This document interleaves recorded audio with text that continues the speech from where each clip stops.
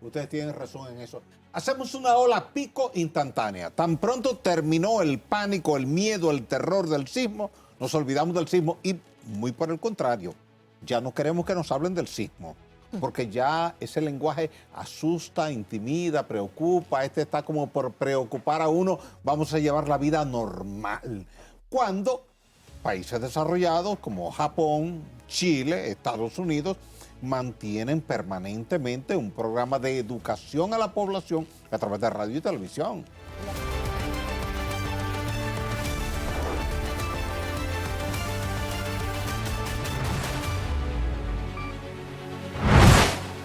Muy buenas noches, bienvenidos a La Mirada. Hoy es martes 24 de junio.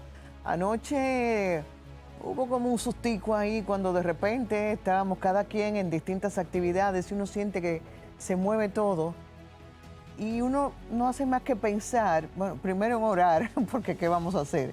Y pensar en el ingeniero Osiris de León. El pobre ingeniero Osiris de León, todo el mundo lo llama y está aquí con nosotros. Buenas noches. Buenas noches, mi hermana.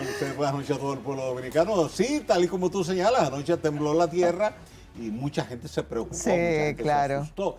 Inmediatamente tuve una actividad desmedida, extraordinaria en las redes sociales. Porque hasta el que está durmiendo se levanta y quiere saber qué pasó. Como Víctor, que acaba de llegar y se integra con nosotros. Ven, Víctor. Anda, ven, que estás en tu casa. No, ingeniero. Bueno, yo fui de lo que anoche me levanté, sí. No, yo me quedé bueno. donde yo estaba. Y bueno, lo yo que me hice fue levanté. literalmente lo que acabo de decir, orar y pensar en el ingeniero. Y uno siempre Sí, porque vuelve cuando él es a- el primero que le mira la Lógico. mañana. Pero yo lo que digo, ingeniero, y me gustaría saber su mirada en este sentido. Yo siento que cada vez que hay un sismo o seísmo, que es un término propio, entonces todo el mundo se preocupa, pero al final como que no avanzamos en medidas precautorias, en educación de la gente, en más cantidad de simulacros, en entidades públicas y privadas. Nada más ¿O nos es una preocupamos percepción cuando mía? tiembla, nada más nos preocupamos cuando tiembla. Es Exacto. correcto. Ustedes tienen razón en eso. Hacemos una ola pico instantánea. Tan pronto terminó el pánico, el miedo, el terror del sismo, nos olvidamos del sismo y muy por el contrario, ya no queremos que nos hablen del sismo, porque ya ese lenguaje asusta, intimida, preocupa, está como por preocupar a uno, vamos a llevar la vida normal. Cuando países desarrollados como Japón, Chile, Estados Unidos, mantienen permanentemente un programa de educación a la población a través de radio y televisión. Y actualización de sus normas de construcción, pero- de seguridad, No, etcétera, ¿verdad? y lo más importante, desde que son niños. Ah, O claro. sea, hacen simulacros con niños de kinder, de preprimaria y desde que son pequeñitos, si tiembla la tierra, le enseñan, mire, usted Así hace es. esto, usted ¿Qué hay viene que aquí. hacer? Claro. El niñito ya sabe qué hacer, Sí. porque lo aprendió. Y lo ve normal. Está temblando la tierra, sabe lo que tengo que hacer, no entra en pánico. Claro, claro. En Eso esa debíamos sociedad. hacerlo aquí. Se intentó hace unos años con un programa a través del Ministerio de Educación. De hecho, yo preparé 2 cápsulas por solicitud de ellos, ¿Y qué todo pasó? libre de costo, evidentemente. Y la idea era distribuir eso en todas las escuelas públicas, donde había una interacción entre una persona entendida en el tema, que soy yo, y los niños.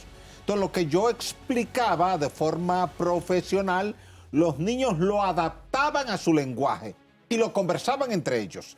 Y la idea era construir una dinámica entre los niños en cada aula de forma virtual, o sea, manejarlo en un computador, Eso es en una pantalla, Una tremenda idea. y Claro. que se familiarizaran. Pero aquello se aplicó por unos meses y después se guardó, ¿Cuándo se fue archivó. eso, sí? Eso fue hace unos 4 años. Cuando Cuando empezó el las gobierno, cápsulas educativas, cuando exactamente. Roberto Furcaro Cuando era estaba ministro. Roberto Furcaro. Bueno, pues Se hicieron aquellas 55 cápsulas educativas y de ellas 2 eran sobre la sismicidad. ¿no somos algo, en consecuencia, apáticos, para no decir benevolentes, porque sería muy sano decir eso, en cuanto a exigir realmente que se cumplan ciertas normas, que se hagan ese tipo de simulacros, reitero, como una forma de prevenir, de prepararnos? Sí, debe ser, aunque al simulacro debemos ponerle un enfoque un poquito distinto. El simulacro lo que busca es que tu cerebro, el cerebro de Víctor, el cerebro mío, aprenda una mecánica que esté dentro del cerebro y que no esté en tu cerebro prefrontal, sino que esté guardado ahí. Observen que cuando Como ustedes... la práctica en los deportes. Sí, como una práctica en los deportes. ¿Tú no has visto que a veces alguien atrapa una bola y ni siquiera se dio cuenta cómo lo hizo? Que Lisette va manejando hacia el Cibao y tú ves un vehículo que se está acercando y tú que vas al lado, tú vas frenando. Es tu cerebro que te va conduciendo en eso. De repente algo pasa cerca, frente a ti, y tu mano se mueve en una actitud defensiva. Ese instinto. ¿Qué se busca con ese conocimiento? Que tú sepas cómo reaccionar, porque tú no sabes, Lisette no sabe, yo no sé dónde vamos a estar el día del sismo. Claro. Quizás estamos en la casa y la conocemos, pero quizás estamos en una tienda, en un restaurante, en un estadio. ¿Cuántas veces al año se supone que sería el número ideal para que las empresas, los colegios, las escuelas, las familias tengamos simulacros? A nivel de la administración pública 2 veces, pero a nivel del sector privado tú puedes hacerlo 3 veces. Y en ese sentido te puedo dar una noticia que pudiera ser alentadora. Hace pocos días fui invitado por el Infotep a la juramentación de sus brigadas que van a trabajar con ese tema en cada una de las dependencias de ellos a nivel nacional. O sea, el profesor Rafael Santos Badía está trabajando en eso. Está trabajando en eso. Y ya juramentaron, ahí hay más de 500 personas que son los brigadistas en cada área. Es decir, tú, Lisette y yo estamos en un departamento y estamos ya designados para eso. Si ocurre una contingencia. En adición a la especialidad de la que ya Lisette y yo nos hayamos preparado. Exactamente. Lo que pasa es que en las empresas y en las instituciones claro, hay personas se de estila Infotep, precisamente pero mira qué interesante. preparar incluso a su propio personal, a un personal seleccionado en estas lides para que sea en el caso de un evento el que conduzca, dirija y oriente. Exactamente. Pero me parece muy inteligente. El Banco Popular también tiene lo Claro. mismo. Yo le he estado dictando por 10 años al Banco Popular cada año una conferencia donde van 200, 250, 300 empleados y ellos tienen ya una brigada por cada piso. Pero me parece muy interesante e inteligente esta Claro. iniciativa de Infotep, porque así como ellos se preparan, el Instituto Técnico Profesional, y van a las empresas a cumplir sus diferentes funciones en las que se capacitaron, sea como electricista, Claro. como carpintero, como albañil, como mecánico, pues también que tengan adicional a esa preparación las medidas preventivas de Esa es la cómo idea. enfrentar. Y funciona, ese modelo funciona. Lo que hay que hacer ahora es replicar ese modelo. Y una pregunta, Osiris, imagínate que le estás dando una conferencia ahora a todo un país a través de la mirada. ¿Cuáles son las recomendaciones para las personas que estamos viviendo en nuestra casa o que estamos en nuestra oficina y que de repente nos sorprende un temblor? ¿Qué hacer? Ok, primero, te colocas al lado del objeto más alto, más robusto que esté más próximo a ti. El mueble más alto, el escritorio más alto, la cama más alta que tú puedas tener. Preferiblemente en tu habitación ten tu cama y tu gavetero paralelos, dejando un espacio tipo corredor entre tu cama y tu gavetero. De forma tal de que si ocurre algo como lo de anoche, pero de mayor magnitud, Queda un y tú espacio sabes- entre el gavetero y la cama. tú te tiras al piso con la cabeza hacia la puerta de salida. Si colapsa la losa de techo, colapsa sobre tu cama y sobre tu gavetero, pero no sobre ti. Lo que tú tienes que evitar es que la pared o el techo caigan sobre tu cuerpo, sino que caigan sobre otro cuerpo más rígido, más robusto, y que ahí se disipe la energía. Y queda una cámara de aire. Claro, tú quedas ahí protegido. ¿También se debajo de una mesa? No, nunca. Aunque mucha gente lo recomienda, fíjate qué particularidad tiene eso. Si el temblor es pequeño y se cae una lámpara, un cuadro, tú estás protegido debajo de la mesa, debajo de la cama. Pero si el evento es grande y colapsó la losa de techo, va a aplastar tu cama y te va a aplastar a ti. Va a aplastar tu mesa y te va a aplastar Tipo a lo que ti. pasó en Claro. Jet Set, o sea, Exacto. que El aplastamiento total. Ingeniero, Y eso es lo que hay que evitar. se dice siempre en este tipo de eventos que es posible que cada cierto tiempo debe producirse uno de mayor magnitud por un registro histórico. ¿En qué punto estamos? ¿Es eso así? ¿Tenemos que esperar algo Ok. contundente? Fíjate qué pasa. El ser humano necesita de alguna forma hacer un análisis de la situación. Y la única data que tiene es la histórica. ¿Cuántos eventos hemos tenido, por ejemplo, acá, desde 1562 hasta el presente? Bueno, 10 grandes terremotos. ¿Cómo se han distribuido? Bueno, cada 60, 70 años. Pero, O sea que estamos en el rango. claro, pero ocurre una cosa. Por ejemplo, tú tuviste en Haití el del 12 de enero del 2010. Pero se te repitió uno el 14 de agosto del 2021, Así 11 es. años después. En cambio, tuviste uno en Matanzas, Nagua, el 4 de agosto del 46. Se van a cumplir 80 años y no ha repetido ahí. ¿Qué quiere decir eso? Bueno, que ahí tú tienes mucha energía acumulada. La estadística, Lisette, es un mecanismo que utilizamos los seres humanos para tratar de acercarnos a un pronóstico, pero la naturaleza tiene sus propias reglas. Entonces, partiendo de eso, lo que uno tiene que hacer es estudiar el panorama a nivel regional, tratar de educar a la población, tratar de actualizar permanentemente el código de construcción. A veces creemos que el código es una especie de Biblia que no se debe tocar. Y muy por el contrario, tú tienes que revisarlo cada 2 años y actualizarlo. Te pongo un ejemplo sencillo. Turquía actualizó su código y creía que tenía el código sismo resistente más robusto, hasta que vino el evento sísmico de hace un par de años. Todo colapsó. Y todo lo que ellos creían que era sismo resistente No sirvió. falló. No lo fue. Falló. Así es. Y hubo que cambiar todo eso. Entonces, yo creo que cada día que hay un evento sísmico importante en alguna parte del planeta Tierra, todos aprendemos algo. De hecho, estando yo allá en Turquía, porque fui después del evento sísmico para explorar toda la zona afectada, me satisfizo mucho ver al presidente de Turquía, Erdogan, decir en la televisión, hemos aprendido algo. Hemos aprendido que las ciudades que han colapsado estaban en los terrenos de las llanuras y que los que estaban en la parte alta, donde está la roca, no sufrieron nada. Vamos a construir 200.000 nuevas viviendas para esa gente que perdió su casa, pero no la vamos a construir en los mismos lugares. Claro, claro. Además Una lección de, aprendida en el liderazgo político. Sin duda. Y eso además es de importante. Japón, ¿cuáles son las sociedades, los países que pueden servirnos de modelo a seguir con buenos ejemplos en esta Chile y práctica? California. California como estado se maneja casi como si fuera un país independiente del resto de Estados Unidos. Tiene sus propias reglas, las revisa, las actualiza, Me imagino que la aprende. falla de San Andrés. Claro, la falla de San Andrés es a lo que ellos le tienen miedo porque es que pasa por ahí. La falla de San Andrés pasa por San Diego, pasa por Los Ángeles y llega a San Francisco. Y ahí fue que tuvieron el gran terremoto de 1904 que generó un desastre. Sí. Ellos tienen un equipo de expertos de alto nivel y cada uno de ellos, Víctor, Lisette, tiene un ticket abierto hacia el mundo entero. Con la instrucción de que si el día tal, a la hora tal, ocurre un terremoto en el país tal, usted desde donde está se desvía hacia el aeropuerto, coge un avión y se va allá para estudiar lo que pasó y traerlo aquí para incorporarlo al código. Con estos avances de la tecnología y la inteligencia artificial y todo esto, ¿no se vislumbra la posibilidad de que los terremotos sean previsibles, de que se puedan vaticinar? Sí, más allá de la inteligencia artificial, hay 2 mecanismos en proceso desde hace unos años.